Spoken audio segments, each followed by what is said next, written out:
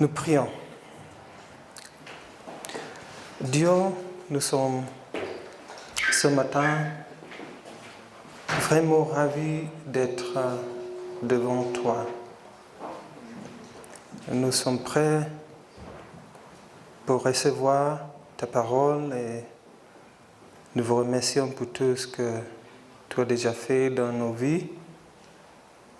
Nous venons dans la foi, dans ta parole, que ta parole va nous donner le renouvellement de foi et de la sagesse. Nous te remercions pour ce matin, pour les paroles que tu nous as déjà données au moment de louange. Et nous te remercions pour ton esprit qui nous parle ce matin. Merci Dieu, au nom de Jésus. Amen.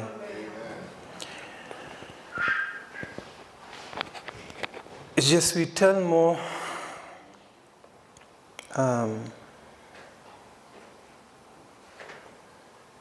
ravi comment Dieu il nous parle ce matin. Comment il arrivait de nous parler, parce que pour moi c'est très important que pour nous d'avoir entendre la voix de Dieu. C'est la plus importante chose dans notre vie chrétienne. Et au moment de préparation pour ce moment de partager la parole de Dieu, je priais pour que Dieu nous parle directement. C'est pas important que nous venons ici et réécouter un message que j'ai écouté ailleurs et puis je viens devant vous pour le prédiquer. Dieu nous dit que mes brebis entendent ma voix.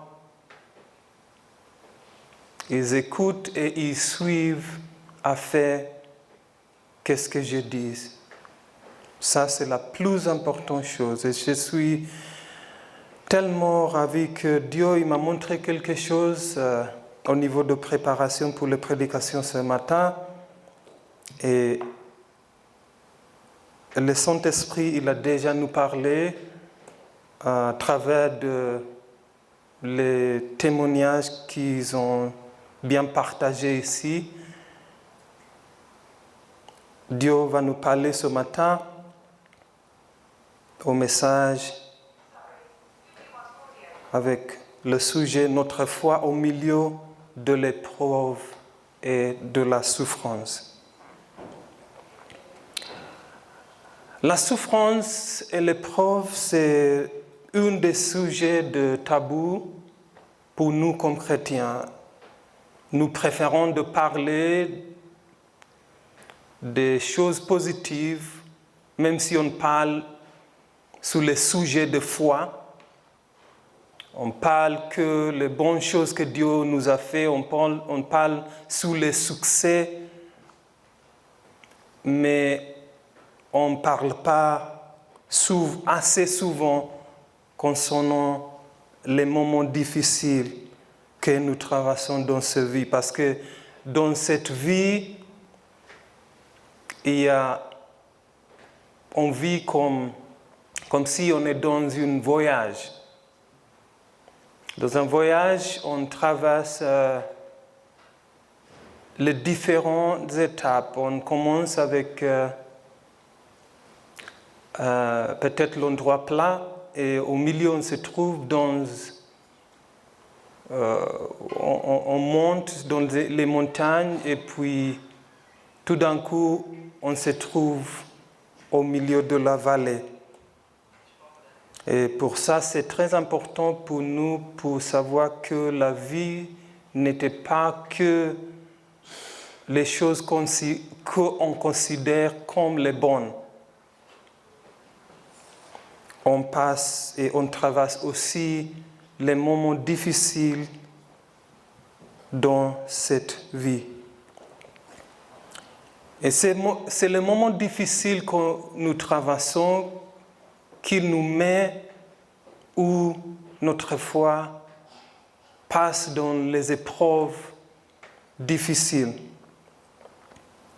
C'est facile de parler au miracle.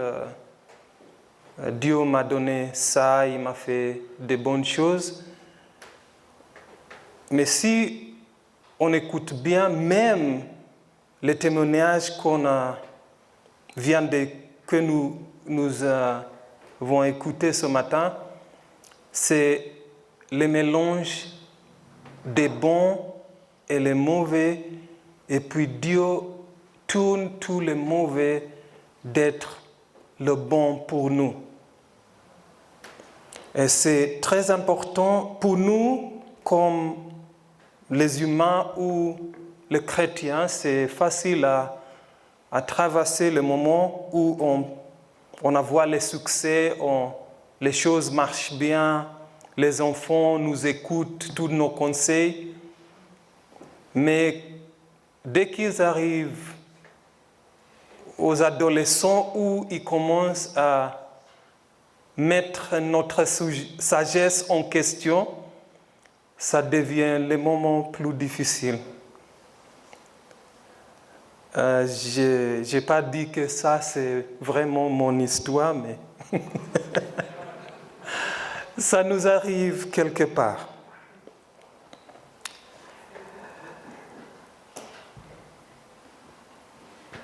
Vers la fin de l'année passée, j'ai parlé à un ami pasteur, je lui ai appelé juste pour savoir comment il va. Et il m'a dit que frère, je suis tellement découragé. Je ne sais pas quoi faire. Parce que là, dans les 2 derniers mois, j'ai perdu 2 amis qu'on travaille au ministère avec. Ils étaient plus importants pour notre équipe ministère et ils étaient morts et on ne savait pas quoi faire. Il m'a dit que c'était un coup dur pour avoir perdu les 2 pasteurs, l'église traverse le moment difficile et ils ne savent pas comment va être l'avenir du ministère. C'est vraiment facile dans le temps de social media où nous mettons des bonnes photos, des bons moments que nous traversons dans cette vie. Mais c'est important de savoir que même si on a cette image de positif, de bon, il y a aussi les mauvais que nous traversons, chacun de nous. Il y a 2 semaines, j'ai parlé à mon cousin au Kenya. Il a perdu son frère, ma cousin aussi.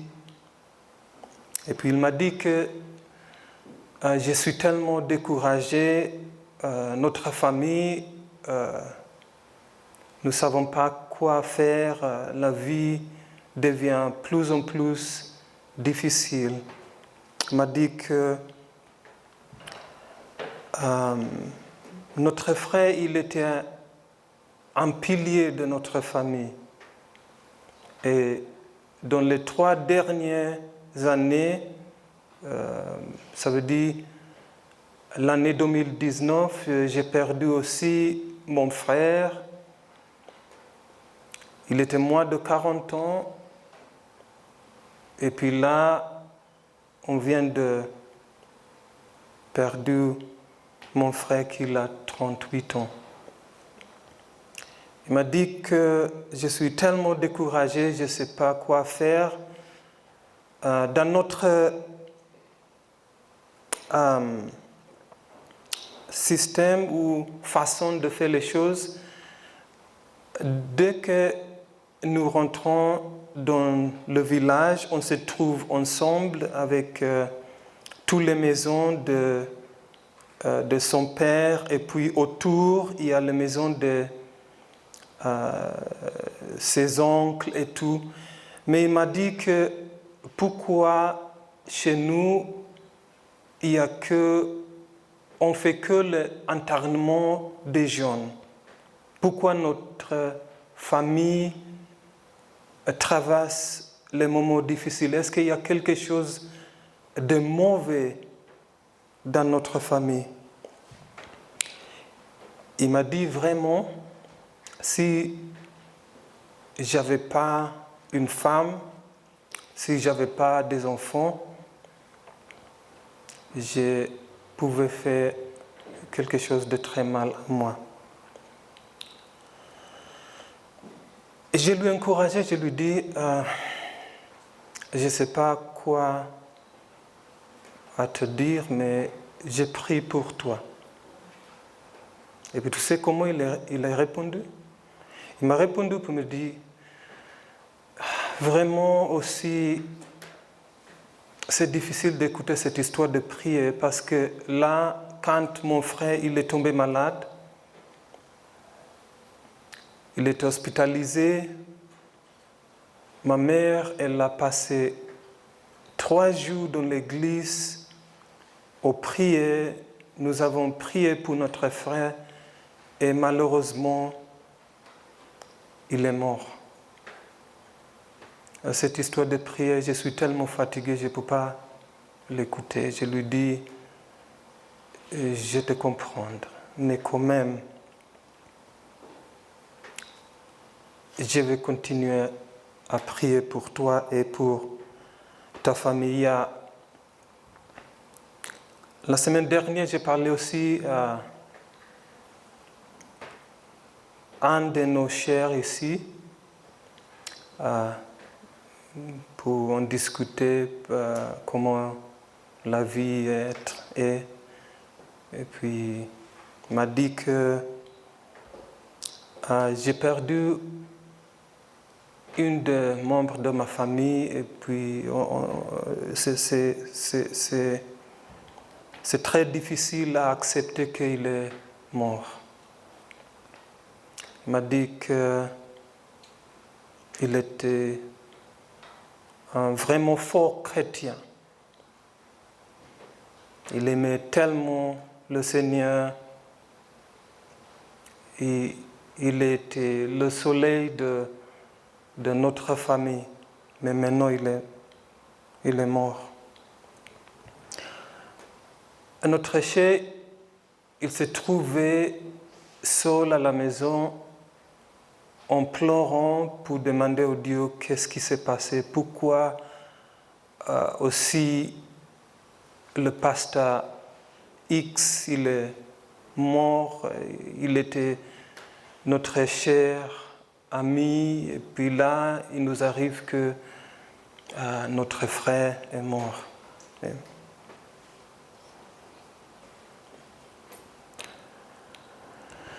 Il y a les personnes entre nous qui ont perdu la confiance aux autres.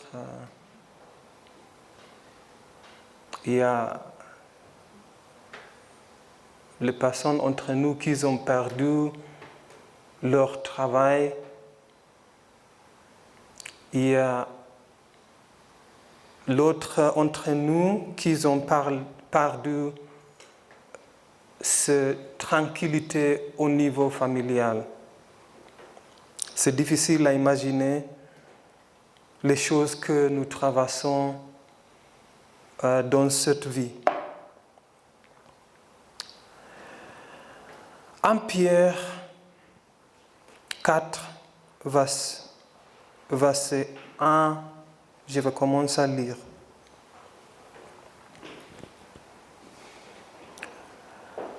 J'aimerais que nous lisions cette parole pour savoir comment on va gérer cette vie qui devient de temps en temps très difficile. Il y a chacun d'entre nous que nous avons resté devant Dieu avec beaucoup de foi et les choses ne se passaient pas exactement comment nous avons prié. Et ça aussi, c'est une autre façon de épreuve.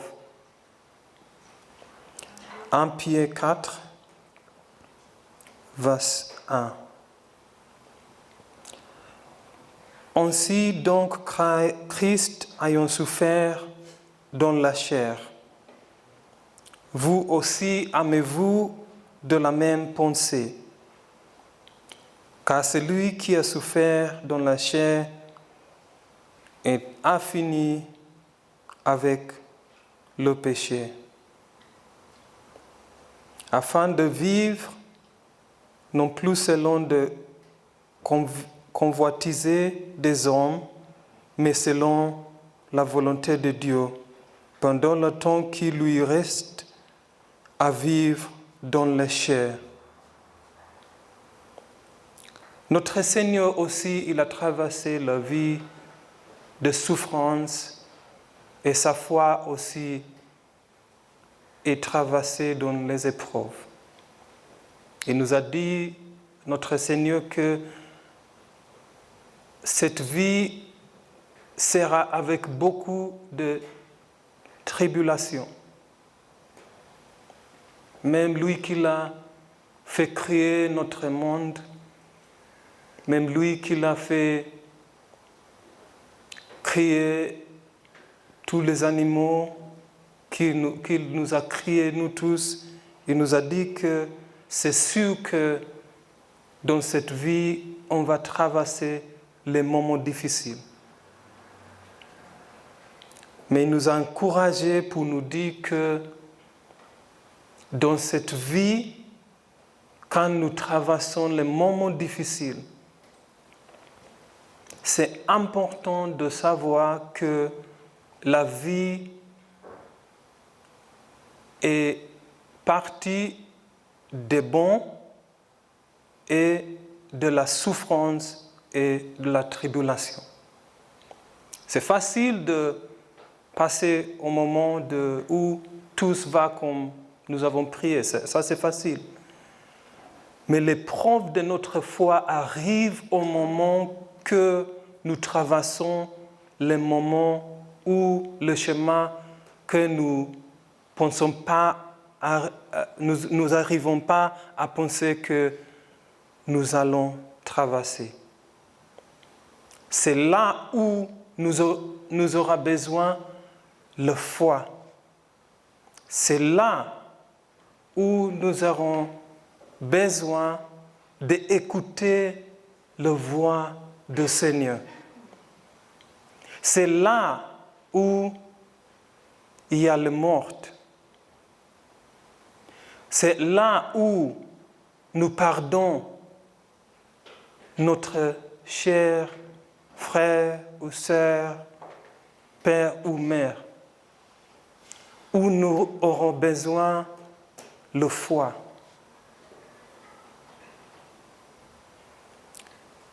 Il nous assure, notre Seigneur, que si notre enseignante il a traversé les tribulations, il nous a dit ses étudiants vont traverser le même chemin. Et ces étudiants, c'est chacun de nous. C'est toi, c'est moi. Que dans cette vie, il y aura beaucoup de moments de souffrance et de les épreuves. Mais dès que les moments arrivent, et c'est sûr le moment va arriver, où tu vas mettre tes yeux? Ça, c'était la grande question que nous devons nous poser nous-mêmes. Où tu vas mettre tu vas te mettre pour écouter. Tu vas mettre tes oreilles aux circonstances que tu traverses, ou tu vas mettre tes oreilles aux paroles de Dieu. Tu vas mettre où tes yeux les moments que tu traverses les vallées. Tu vas mettre comme Pierre il se trouve marcher sur l'eau, tu vas mettre tes yeux aux circonstances, ou tu vas mettre tes yeux directement au Seigneur. Ça, c'est les très importantes questions que nous devrons nous poser, chacun de nous, chacun de temps de notre vie. Où tu vas mettre tes yeux?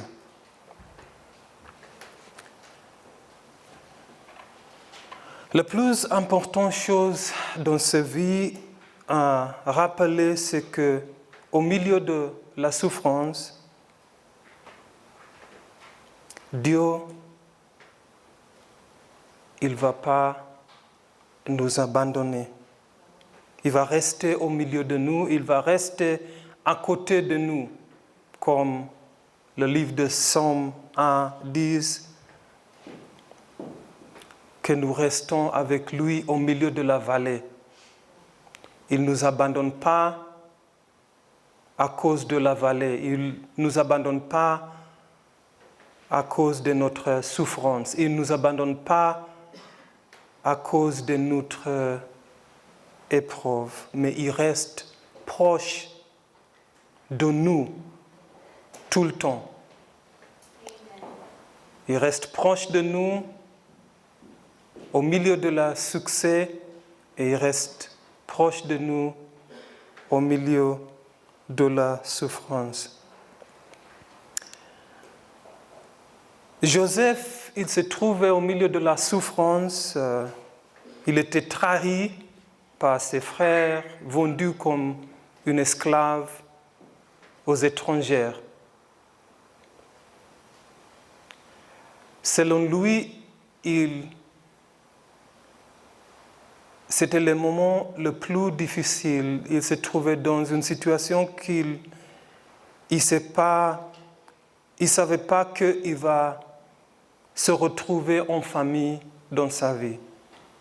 Trahi, vendu comme un esclave,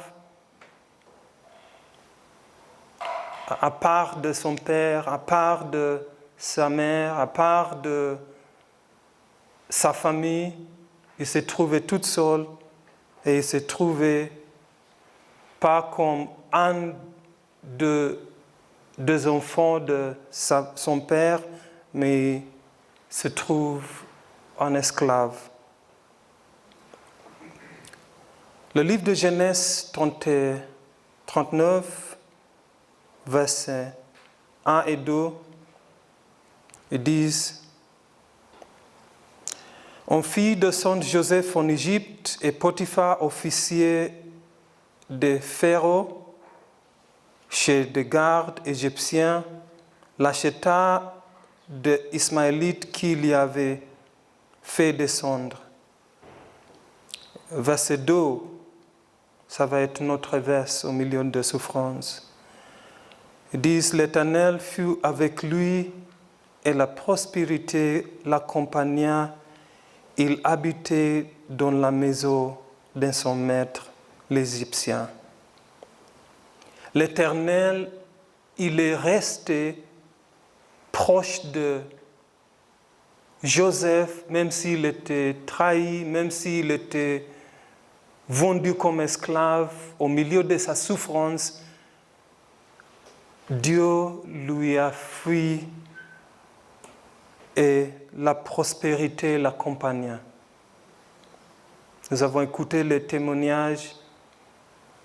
Notre sœur l'a dit, elle nous a raconté le moment difficile dans sa vie, au niveau du travail, le mariage.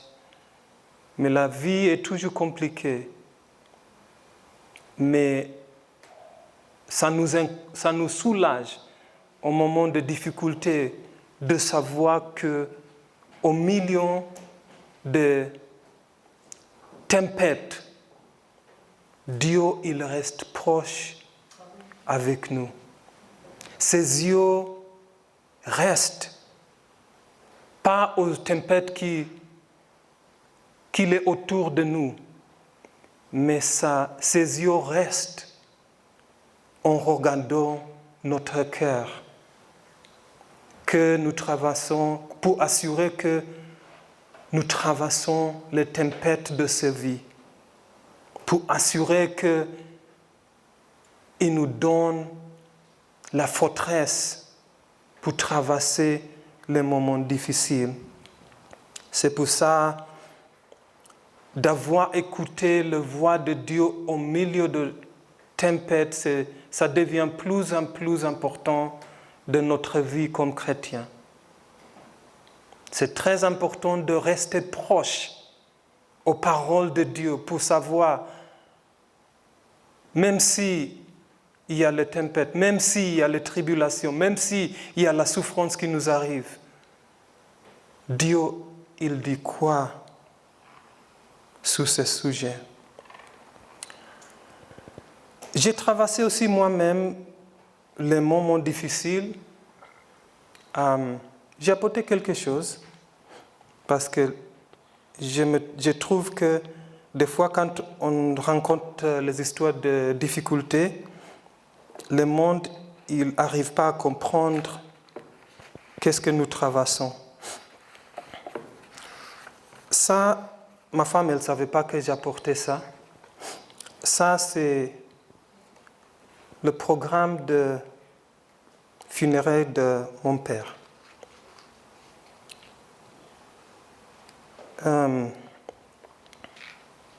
Je l'ai trouvé précieux, j'ai gardé 3 copies. Je les ai avec moi à la maison.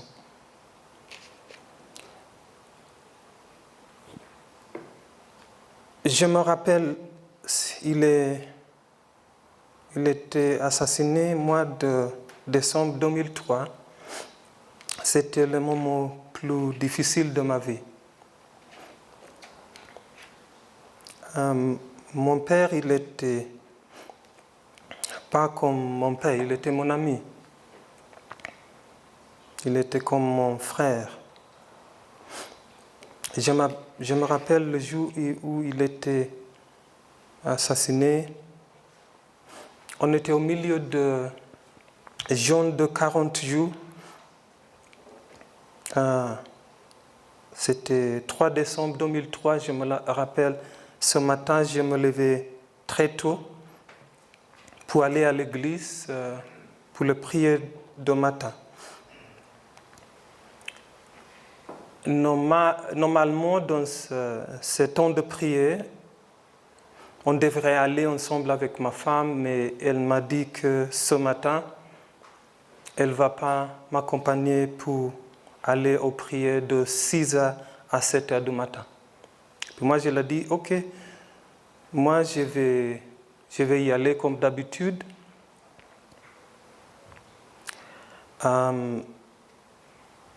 Dès que je rentre, parce que cette époque, je n'avais pas le travail, je lui ai dit, ok, je vais y aller pour la prière. Je rentre et puis je vais te déposer au bureau. Avant de sortir de la maison, ma femme m'a dit, le Saint-Esprit m'a montré quelque chose de très important. Quand tu arrives à l'église au niveau de prière pour la famille, prier que pour ma père et prier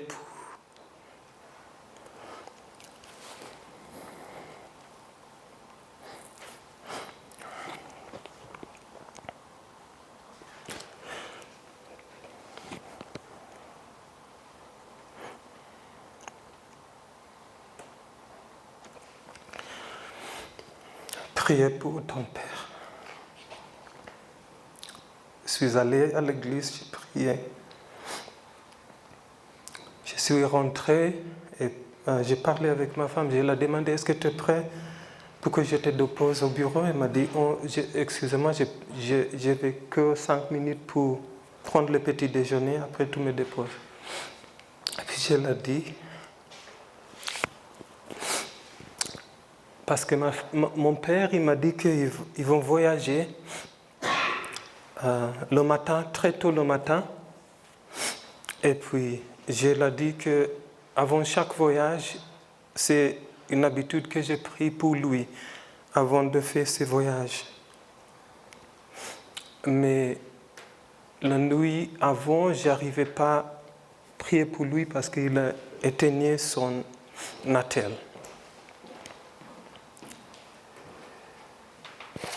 J'ai essayé de lui joindre par téléphone.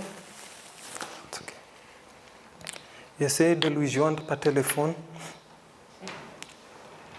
Et quelqu'un d'autre a répondu à son appel. Je lui ai demandé, est-ce que je peux parler avec mon père? Et puis elle m'a posé la question, c'est qui au téléphone, à l'appareil? Je lui ai dit, ok, est-ce que ce numéro, j'ai vérifié le numéro de mon père et puis elle a confirmé que c'est le vrai numéro.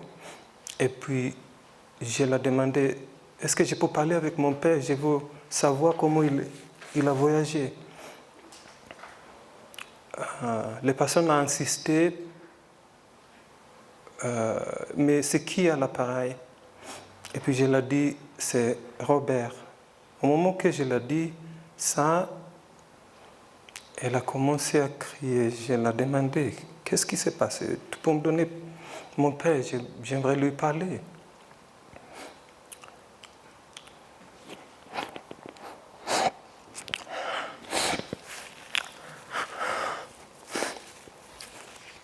Elle m'a dit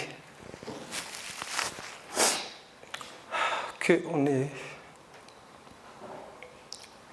à l'hôpital, il était assassiné ce matin. J'ai commencé à crier pour demander au Dieu qu'est-ce qui se passe. Même si on était au milieu de la prière, pourquoi ça nous arrive?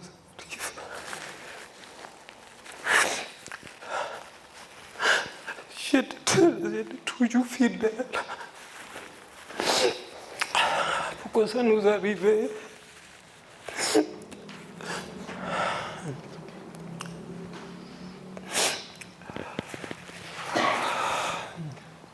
Nous avons commencé le voyage, la préparation de voyage pour son internement. Et Dieu, il nous soulage. Nous avons acheté tout de suite le billet d'avion pour rentrer au Kenya pour l'entraînement, pour assister à l'entraînement de mon père. Et Dieu aussi, il ne nous laisse pas tomber. Nous avons bien arrivé à Amsterdam et puis nous sommes retrouvés aux chaises où nous attendons le prochain avion d'Amsterdam au Kenya. Et nous étions assis, moi et ma femme, et puis une des assistantes de cabine elle est venue vers nous pour nous demander, vous deux, juste pour nous parler, nous deux, est-ce que vous voyagez en économie?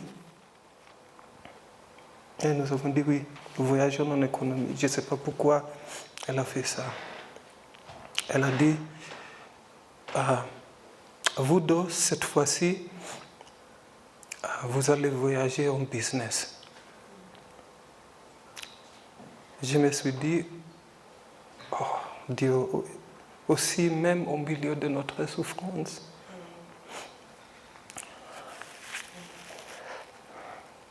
il pense à nous. Il ne nous laisse pas tomber.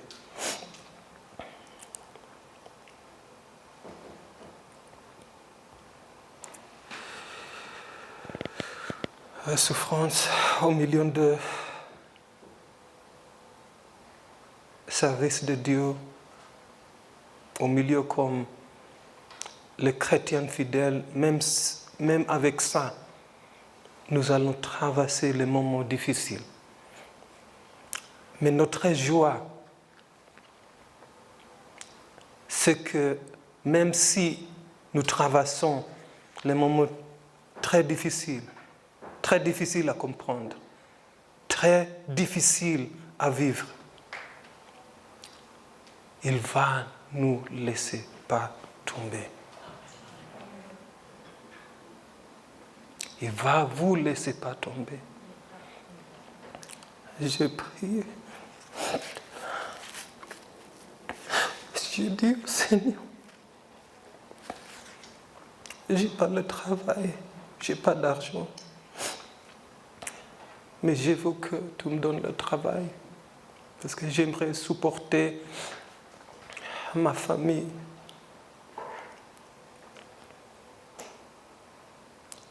J'aimerais que tu m'aides dans cette situation. Parce que c'est difficile dans notre culture africaine. Je suis le premier-né de ma famille. J'ai ma mère aussi qui se trouve dans un moment très difficile. Mon père, il n'était jamais hospitalisé en maladie. Il était toujours en bonne santé. Et même jusqu'à qu'il se trouve mort. J'ai prié au Seigneur, je lui dis, aide-moi de trouver un travail. Aide-moi. 2004, mon père il était mort en décembre 2003. 2004, je ne savais pas qu'est-ce qui s'est passé tout dans cette année.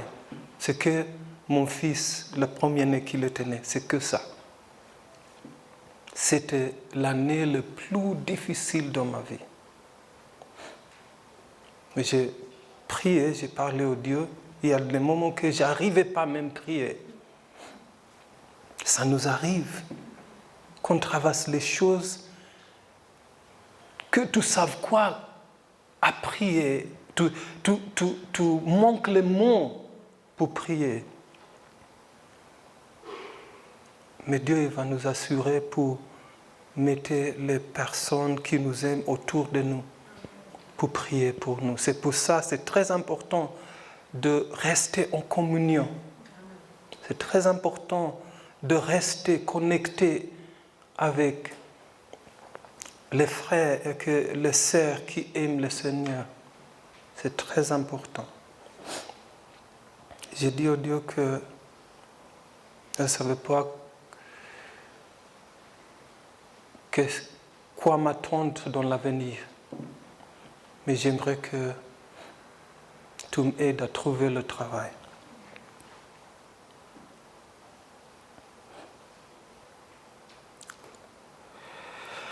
Quand nous lisons l'histoire de Joseph, nous regardons les moments déconnectés. On ne regarde pas dans les détails. Dans une verse ou un chapitre, il se trouve en famille, dans une autre, il est vendu dans un autre chapitre, il est dans la maison de Pharaon, dans l'autre chapitre, il se trouve avec ses frères qui sont revenus en Égypte. Dans le prochain chapitre, on se trouve dans un moment que ses frères ils sont venus devant lui pour repentir. Mais ça, c'est que les étapes, mais on ne sait pas les détails. Dans ces chapitres, il y a les détails, les jour après jour. Joseph, il s'est trouvé en prison après la trahison de son frère, de ses frères. Il s'est trouvé la femme de Potiphar, il a menti sur lui, il s'est trouvé en prison. C'est là où nous tous, notre foi tombe complètement. Nous disons, si le Dieu il est fidèle, pourquoi je me trouve en prison? Si tu te trouves en prison aujourd'hui, ça ne veut dire pas que Dieu, il n'est pas fidèle. Il reste fidèle toujours. Si tu te trouves dans une situation que tu ne comprends pas, tu n'arrives pas à vivre même le moment où tu es, Dieu, il reste fidèle de chaque moment et de chaque moment. Et la situation que tu te trouves aujourd'hui, ce n'est pas une grande surprise pour lui. Il sait tout. Il sait comment te gérer aujourd'hui. Il ne sait pas quoi faire pour te gérer, pour que tu traverses le vallée où tu te trouves ce matin. C'est pour ça que c'est très important de rester connecté avec lui. C'est très important. Lui, ses yeux restent sur toi. Est-ce que tes yeux restent sur lui? C'est ça qui fait la différence. Il reste en écoutant qu'est-ce que tu pries, qu'est-ce que tu traverses, qu'est-ce que tu dis. Mais est-ce que toi, tu restes connecté avec lui? Tu restes avec tes yeux fixés sur sa parole, sur son visage. C'est ça le plus important. Joseph, il s'est trouvé en prison 13 ans. Pour quelqu'un qui l'a menti, ce n'était pas juste. Il s'est trouvé en prison. Combien de personnes aujourd'hui qui vont se trouver en prison pendant 13 ans, qui va rester fidèle au Dieu? Combien de nous? Combien de nous on s'est trouvé dans une même situation de souffrance pour 13 ans? Je ne sais pas qui il y a, ou peut-être il y a. Même s'il y a quelques personnes qui se trouvent dans une situation de souffrance pendant n'importe quel temps, Dieu, il reste proche de vous tous. Il reste fidèle de nous tous. Mais les choses qui vont faire la différence, c'est que nous aussi, nous devons rester proches de lui, malgré notre souffrance. Malgré si on est au milieu de la vallée de l'ombre et de la mort. C'est ça qui fait la différence entre chrétiens ou non-chrétiens. Qui reste fidèle et proche de Dieu. Qui écoute sa voix même au milieu de sa souffrance. Et c'est cette voix qu'il va nous donner la foi et la forteresse de rester fidèle. Cette voix que nous devons écouter. 2004, c'est passé. 2005, c'est passé. 2006, c'est passé. 2007, Dieu m'a donné un contrat aux Nations Unies qu'il fallait durer 6 semaines. 6 semaines de novembre 2007, c'est, je pense, peut-être fin janvier ou février. Depuis novembre 2007 jusqu'à aujourd'hui, je suis dans la même organisation. Parce que Dieu, il s'est prouvé fidèle. Même si j'ai traversé. Ça, c'est juste une des cas de le moment plus difficile que j'ai traversé. Et je sais aussi que vous-même, peut-être c'est la même chose, peut-être c'est une différente chose. Mais la plus importante de savoir, c'est que n'importe quel chemin où tu te trouves aujourd'hui, c'est très important de retrouver votre foi sur le Seigneur. Retrouvez votre confiance que Dieu ne vous abandonnerait pas. Il nous aime toujours tellement et sans fin. Il va continuer de nous aimer, de nous soulager, de nous supporter, de marcher avec nous, ils disent, jusqu'à la fin de ce monde. Il va rester toujours fidèle. Dieu, il a commencé avec ce message.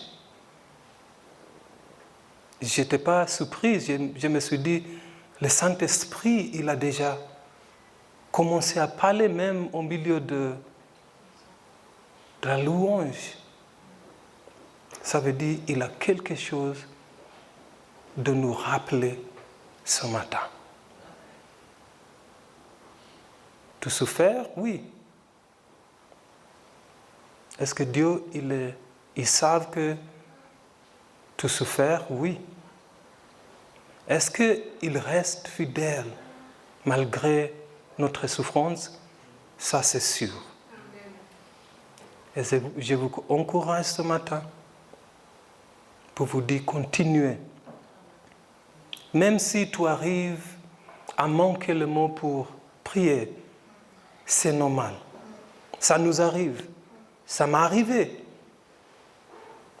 Mais je suis soulagé pour savoir que Dieu, il savent tout que j'ai traversé dans ma vie.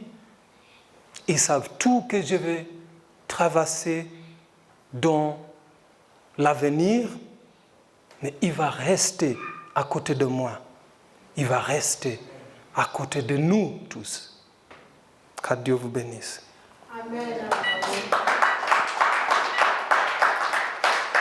Dieu, nous vous remercions pour ta parole. Même avec les louanges, tu nous as parlé, tu nous as soulagés, tu nous as supportés. Nous sommes confiants que tu resteras fidèle et tu marcheras avec nous sur les montagnes et dans la vallée. Merci Dieu pour ta parole qui nous encourage, pour ton parole qui nous soulage dans chaque moment. Nous te remercions. En sortant, nous marchons dans la foi de Dieu et nous serons victorieux dans le nom de Jésus. Amen. Amen. Amen. Amen.